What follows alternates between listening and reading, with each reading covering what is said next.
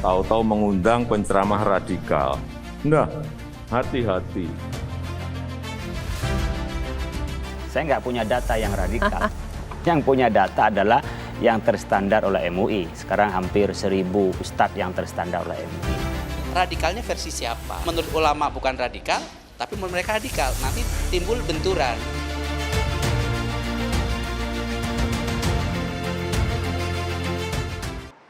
Iya, baik. Bismillahirrahmanirrahim.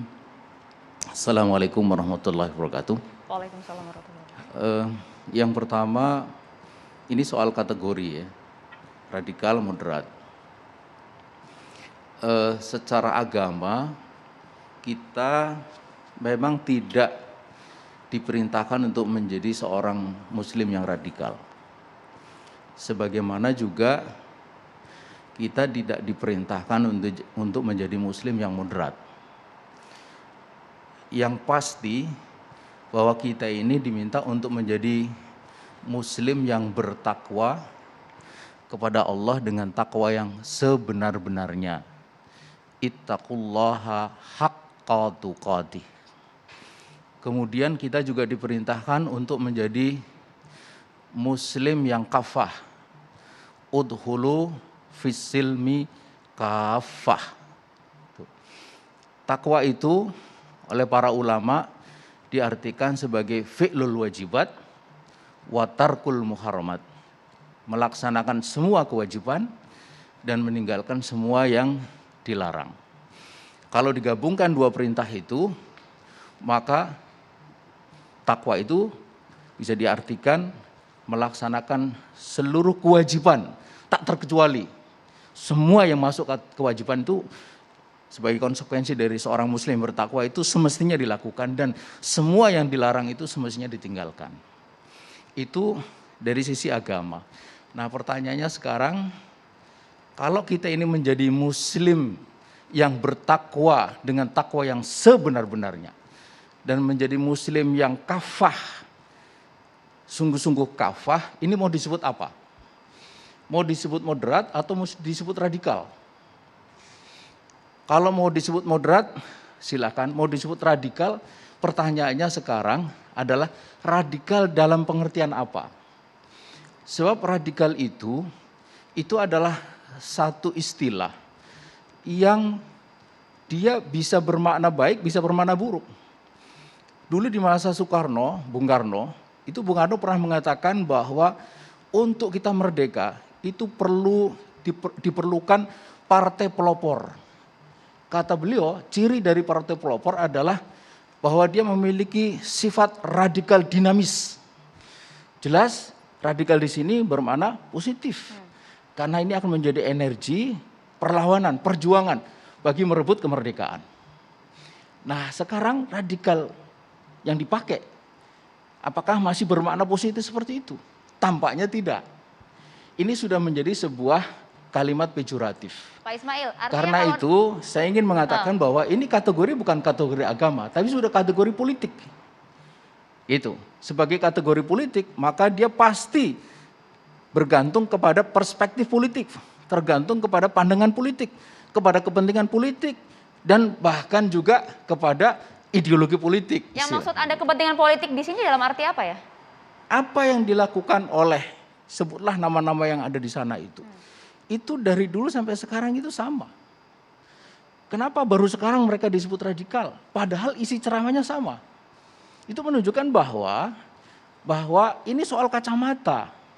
Apa yang dulu dianggap biasa sekarang menjadi tidak biasa. Ini soal kacamata, soal perspektif politik. Dan saya kira kita semua tahu bahwa ini semua terjadi kan setelah konstatasi Pilkada DKI 2017. Sebelum itu kita baik-baik aja kok. Gitu. Nah, karena itulah maka yang patut dipertanyakan itu bukan soal para penceramah itu, tetapi kategori radikal dan moderat itu yang harus dipertanyakan. Secara pribadi, ada apa? Pak Ismail apakah masuk dalam kategori tersebut? Karena dalam kategori tersebut dianggap yang anti pemerintah, Pak. Yang berseberangan, yang kontra dengan Pancasila. Apakah Pak Ismail mengakui Pancasila atau tidak? Ceramahnya, substansinya bagaimana? Itu butuh penegasan juga dari Pak Ismail Wisanto. Ini saya ingin kutipkan. ADART Hizbut Tahrir. Yang ini resmi dulu, masuk ke Kumham. Kementerian Hukum dan HAM masuk, dan karena itu kemudian kita mendapatkan status BHP. Di dalam bab 2, identitas, asas, dan sifat. Pasal 4, identitas dan asas. Hizbut Tahrir Indonesia adalah gerakan dakwah Islam berasas Islam. Karena dia dakwah Islam, pasti asasnya Islam, kan gitu. Di dalam negara kesatuan Republik Indonesia yang berdasarkan Pancasila dan Undang-Undang Dasar 1945 itu tersebut di dalam Artinya ADRT personal kita. Anda seorang Ismail Yusanto Iya, ini sudah jelas. tidak anti Pancasila ya? Pandangannya sudah sangat jelas gitu loh. Kayak gitu. Nah, karena itu, dan ini ada sejak 2014 ketika Undang-Undang Ormas itu terbit. Gitu. Baru kemudian dipersoalkan belakangan. Padahal secara substansi kita melihat bahwa tidak ada hal yang bisa disebut sebagai yang dikatakan di dalam Undang-Undang Ormas itu paham yang bertentangan Pancasila. Karena paham yang bertentangan dengan Pancasila di sana itu diartikan sebagai paham Marxisme, Leninisme, kemudian komunisme. Dulu ada sosialisme, tapi kan kemudian dihapus. Gitu. Nah, bukti bahwa ini semua adalah kepentingan politik. Undang-Undang Ormas yang sedemikian rupa itu kemudian dirubah menjadi Perpu, melalui Perpu, dan dari situlah kemudian masuk kepentingan politik untuk tujuan membubarkan HTI ini. Jadi jelas sekali bahwa itu kategori politik, bukan kategori agama. Nah, ketika kategori politik dipakai untuk menilai kegiatan agama, pasti dia bermasalah. Oke. Itu mestinya kegiatan agama itu dinilai dengan kategori agama. Tujuannya apa Pak kalau ini masuk kategori politik? Apakah membunuh karakter para penyair kebaikan, maksud kami para penyeru kebaikan yang Dan ada di juga tanah air ini, menyesatkan atau apa? masyarakat. Iya, pasti. Sesaat lagi Pak Ismail dijawab. Kami harus jeda dulu, hanya di catatan demokrasi pemirsa. Dipastikan. Oh iya, maaf. Iya. Jadi sebentar sebelum masuk ke situ, saya ingin menyatakan sependapat dengan apa yang disampaikan oleh Pak Anwar Abbas tadi itu. Jadi kita ini sebagai seorang muslim itu punya kewajiban untuk, kalau di dalam Al-Quran itu disebutkan ud'u ila sabili rabbika bil hikmah, itu. Serulah manusia ke jalan Tuhanmu dengan hikmah, maknanya dengan hujah, dengan argumen. Argumen hujatul baligh, argumen yang kokoh, yang kuat itu argumen yang berdasarkan kepada Al-Quran dan As-Sunnah itu. Jadi saya kira ini standing position yang mesti dipahami dan juga mesti diakui dan ditaati oleh setiap muslim, karena ini perintah Al-Quran itu. Nah, berdasarkan itulah maka kemudian mestinya kita bisa memahami kenapa orang itu misalnya mengkritik pemerintah. Karena itu kewajiban amar ma'ruf nahi munkar, tadi sudah disebut. Itu justru harus diperspektifi, harus dipahami sebagai bentuk kepedulian, bahkan kecintaan kepada bangsa dan negara ini. Bayangkan kalau pemimpin ini dibiarkan jalan, terus salah dibiarkan segala macam. Ini bisa membawa bangsa dan negara yang luar biasa besarnya ini ke jurang kehancuran gitu. Jadi harus dipahami seperti itu. Karena itu maka saya kira kriteria yang tadi disebut itu mesti harus diletakkan secara tepat. Kritik itu satu bagian dari amar ma'ruf nahi munkar. Tidak boleh dipahami sebagai yang dikatakan anti itu. Karena anti ini itu kan sesuatu yang sudah kategorial sebagai sikap politik kan gitu. Begitu juga dengan yang disebut tadi poin nomor 1, pro khilafah. Loh, khilafah itu bagian dari ajaran Islam. Ijtima ulama kemarin 2021 dengan tegas mengatakan itu bagian dari ajaran Islam. Bahkan dikatakan tidak boleh. Ijtima ulama di mana? Itu Pak Ismail. Sebentar, saya bicara dulu. Ya. Jadi ijtima ulama di Jakarta 2021 November mengatakan bahwa khilafah itu bagian dari Islam. Oleh karena itu ijtima itu mengatakan bahwa tidak boleh ada upaya stigma buruk sedemikian rupa membuat seolah-olah jihad dan khilafah itu bukan bagian dari ajaran Islam. Kalau dia ajaran Islam, maka dia bagian dari apa yang mesti diserukan kepada manusia. Karena dia khilafah merupakan seperti sebuah apa itu, kewajiban. Nah kalau khilafah seperti apa itu sudah fase berikutnya lagi. Disitulah sebenarnya kita memerlukan ruang dan waktu untuk mendiskusikan topik-topik semacam Pak ini. Ismail, tapi mengakui sistem pemerintahan, mengakui Pancasila, sila pertama jelas keturunan Yang Maha Esa, Ya, apakah jadi itu diakui begini, semua? ini ada dua hal yang saya kira penting untuk kita pahami. Yang pertama bahwa misalnya kita ambil contoh yang ringan ya, sistem perbankan kita. Sistem perbankan kita itu kan ribawi. Ya kan? Di dalam Islam itu ada jelas sekali disebut wa halallahu bai'a wa harrama riba. Pertanyaan saya, sistem perbankan yang ribawi ini akan kita biarkan atau dengan ini ayat ini tidak kita sampaikan dengan alasan bahwa ini sudah ada begini, ataukah tetap kita sampaikan? Mestinya tetap kita sampaikan bahwa riba itu haram.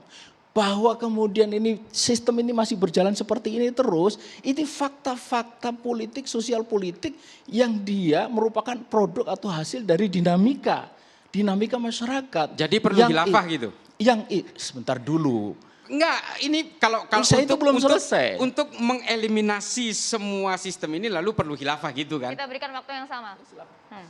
Loh, enggak, ini Ada saya pertanyaan tanya lagi? gitu loh. Ini kan ujungnya akan ke sana nih. Saya diminta untuk memberikan penjelasan. Saya menjelaskan dulu gitu, ya kan?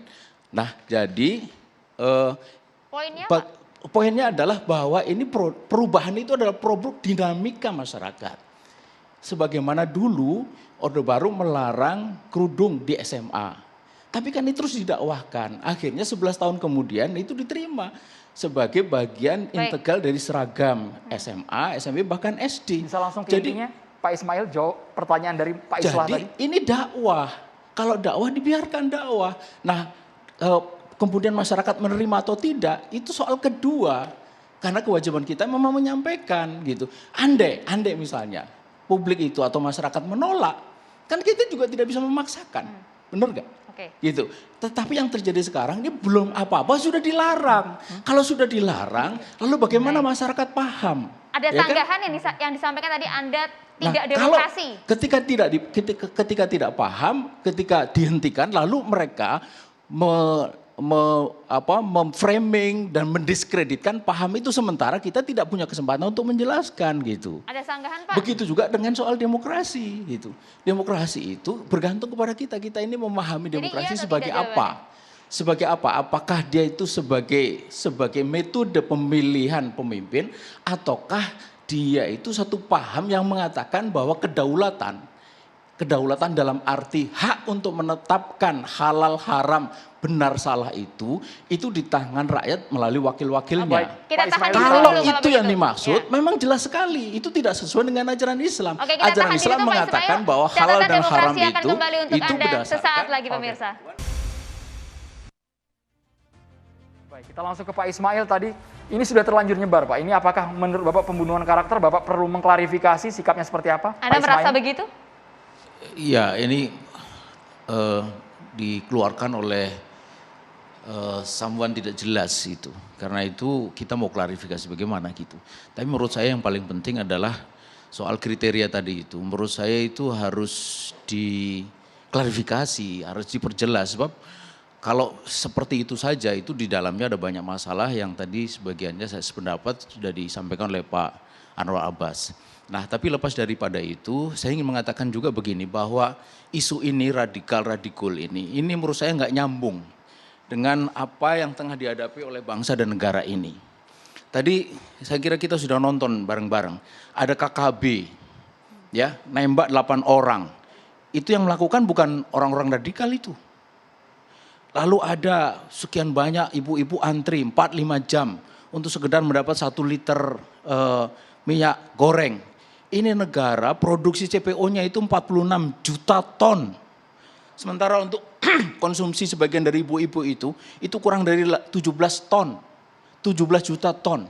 Kemana yang sebagiannya itu? Kenapa bisa hilang begitu? Ini persoalan konkret. Lalu kenapa tiba-tiba kemudian ini pejabat pada angkat soal ini, presiden juga soal itu gitu. Seperti seolah-olah ini problem negara ini ditimbulkan oleh radikal-radikal ini. Artinya Korupsi, BNPB siapa yang harus melakukan? memprofiling juga. Korupsi, koruptor itu siapa yang melakukan? Sebagian dari mereka yang kemarin dulu itu mengatakan saya Indonesia, saya Pancasila.